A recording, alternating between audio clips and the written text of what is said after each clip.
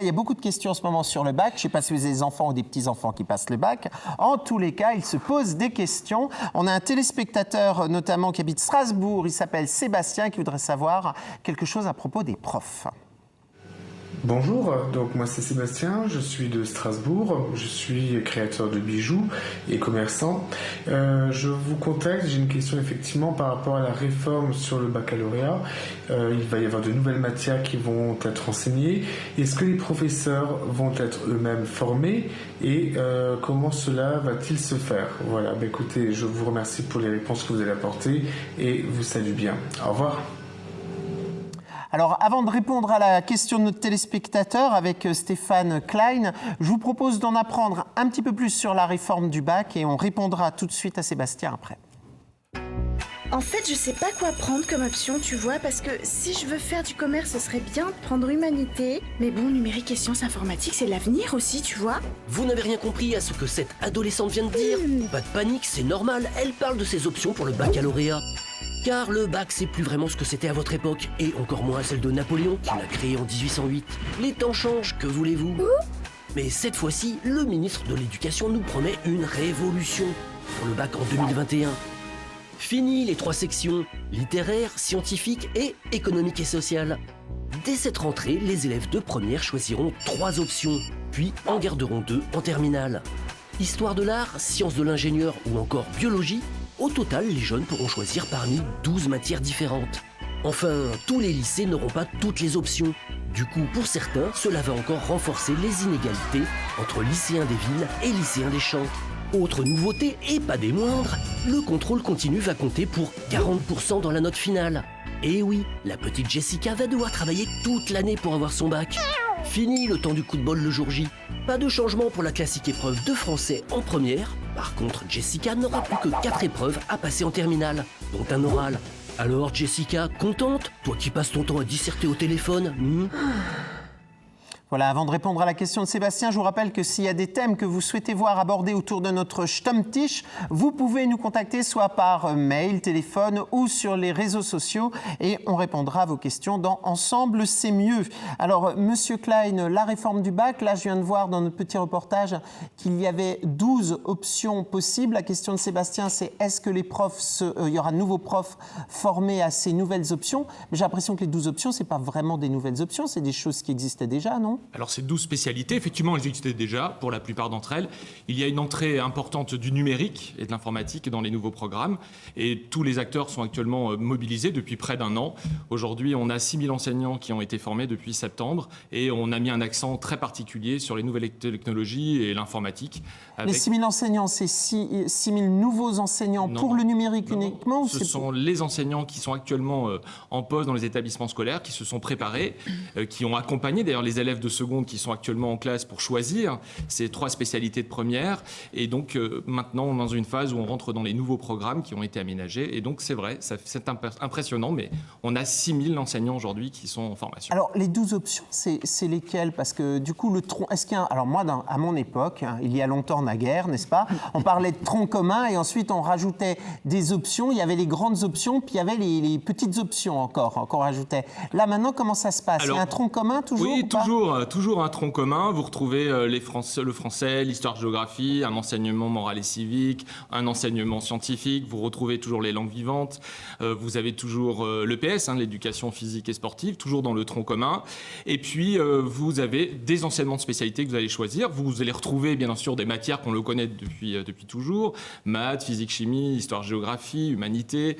Et puis, vous allez retrouver donc, des matières nouvelles, et notamment donc, NSI, tout ce qui concerne le numérique et les sciences de l'informatique. Ça fait très science, ça fait très série télé américaine. Et oui, exactement. Donc là, nous sommes cette fois-ci branchés sur les lycées 4.0 et justement les nouveaux métiers de l'avenir. Et tous les lycées vont être 4.0 ou va y avoir un réajustement au fil des mois, voire des années? Aujourd'hui, on a déjà mis un accent très très fort. C'est près de 1 lycée sur 2 dans l'Académie Strasbourg qui proposeront cet enseignement spécialité NSI. Et puis, la rectrice Sophie Béjean l'a annoncé, suivant les retombées et comme l'ambition des élèves, eh bien, on ouvrira d'autres classes NSI s'il le faut. Alors, on est un pays où on adore les réformes, mais en même temps, on est très conservateur, c'est-à-dire qu'on veut que tout change, mais chez les autres. Je suppose que les élèves, comme les parents, vont essayer de retrouver, on va dire, l'ADN de leur bac à eux. C'est-à-dire, on va dire, tiens, il faut que tu fasses l'équivalent du bac C ou du bac scientifique. Est-ce que il y aura des puzzles comme ça qui correspondront aux anciens bacs ou pas du tout ? Alors d'abord, c'est sûr, le bac, c'est un rituel de notre République. Donc évidemment, c'est un sujet qui intéresse tout le monde. Alors, on pourra, si on le souhaite, retrouver un profil scientifique. Mais il faut bien dire que là, au retour, après les premiers conseils de classe du deuxième trimestre, on a des profils plus différents et les élèves ont plutôt répondu à l'appel et les familles sont en train de les suivre. Ils sont des fois peut-être un petit peu plus réticents, mais ils sont prêts à choisir des spécialités différentes et à proposer des parcours différents que ce qui existait par le passé. Fini le bac S, le bac L, le bac ES. Ça nous donne un coup de vieux aussi quand on a passé le bac avec un autre nom, qu'il y a une génération qui arrive et qui nous dit c'était comment le bac de ton temps. C'est plus c'est pas un coup de vieux, c'est un coup de jeune au contraire pour notre ministère, parce que on va justement mieux préparer les élèves à l'enseignement supérieur. Pour eux, c'est une véritable chance et je pense aujourd'hui qu'ils ont saisi l'importance, comme les familles aujourd'hui, on le voit, ils se sont emparés de cette question, ils ont été très très mobilisés pour préparer ce passage de la seconde à la première. Alors, on nous fait rêver avec des nouvelles matières au nom de séries de télé. Quelles sont la sélection va se faire comment au niveau des matières ? Parce qu'il y a beaucoup de jeunes qui vont aller vers les matières numériques en se disant c'est l'avenir. Va y avoir une sélection, non ? Alors c'est aussi l'avenir, parce qu'on sait qu'aujourd'hui, un métier sur deux dans le futur n'est pour l'instant pas connu. Et on voit bien les secteurs aujourd'hui se placent ces enjeux, c'est l'environnement, l'écologie, mais c'est aussi le numérique, le data. Et donc il n'est pas surprenant qu'aujourd'hui, la nouvelle génération se penche sur ces nouvelles matières. Mais comment va se faire justement ? Parce que si vous avez les 3/4 des élèves qui veulent faire numérique, est-ce que vous avez les profs derrière ? Est-ce que notre région, elle est prête ? Est-ce que tous les lycées auront cette option, par exemple ? L'enjeu, il n'est pas uniquement dans le numérique. L'enjeu aujourd'hui, pour préparer son passage dans l'enseignement supérieur, c'est justement de pouvoir présenter en tout cas un meilleur bulletin et surtout avoir les meilleurs arguments pour pouvoir affronter cet enseignement supérieur. Ça veut dire qu'il y a une sélection qui est faite quand même à l'entrée des options. L'idée, la sélection, elle se fait justement sur la volonté de pouvoir réussir au mieux ce baccalauréat. Au lieu, par le passé, de devoir présenter de nombreuses matières à l'écrit sur la dernière année, là, l'idée, c'est de valoriser au contraire l'engagement des jeunes au quotidien, le travail qui sera payé et payant. Et donc, sur le coup, ils travailleront sur 2 spécialités, principalement à l'écrit en terminale. Alors, je ne sais pas comment c'est maintenant, mais de mon temps, on cherchait à avoir l'option qui nous permettait d'être soit dans le bon lycée, soit dans la bonne classe. Parce qu'il y a toujours eu les sélections franches et directes, mais il y avait les sélections parallèles. Et les parents qui n'étaient pas au courant envoyaient leurs enfants dans des voies de garage. Comment ça va se passer là ? Parce qu'il y a toujours des parents qui cherchent à ce que leurs enfants soient dans les bons lycées avec les bonnes options, même si l'option de latin, on ne l'utilisera jamais, par exemple. Là, vous avez des outils qui vous permettent de réguler ce trafic ? Alors, la première chose, tout à l'heure, dans votre reportage, vous disiez qu'il y a des inégalités sur le territoire. Au contraire, avec cette réforme, les inégalités ont été corrigées parce qu'avant, quand vous faisiez référence aux anciennes séries LES et S, il n'y avait que 75% des lycées qui proposaient ces 3 séries. Aujourd'hui, c'est plus de 90% des lycées dans l'académie qui proposeront toutes les spécialités. Alors après, il y a effectivement des spécialités rares.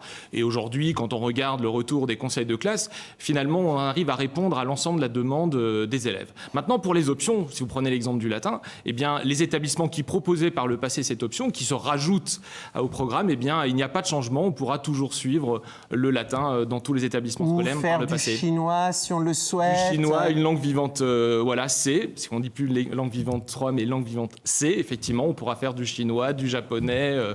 Toutes ces langues sont maintenues. D'ailleurs, l'ensemble du programme linguistique dans l'académie sont maintenus. La rectrice Sophie Béjean a assuré les moyens pour maintenir l'effort dans notre académie, principalement bien sûr pour les séries internationales, mais aussi la BIBAC. Tout est prêt ou est-ce que c'est comme pour les impôts, on se dit qu'il va peut-être y avoir un bug, ou le passage à l'an 2000, il y aura un bug aussi. Est-ce que là, tout est prêt, dans notre région en tous les cas? Alors, je vous l'ai dit tout à l'heure, on est tous mobilisés pour réussir, en tout cas, ce passage et cet objectif du bac 2021. On est aujourd'hui sur les retours des conseils de classe du deuxième trimestre. On voit que les choix s'affinent. Et puis, bien, rendez-vous fin juin pour le retour et les choix définitifs respectives des familles. Et on continue, tous les professeurs principaux dans les établissements scolaires, les psychologues d'éducation nationale continuent à accompagner les familles et les élèves pour que le choix dans ce soit plus choix juste. difficile. Merci Philippe Klein d'être venu autour de notre Stammtisch pour nous parler de cette réforme du bac.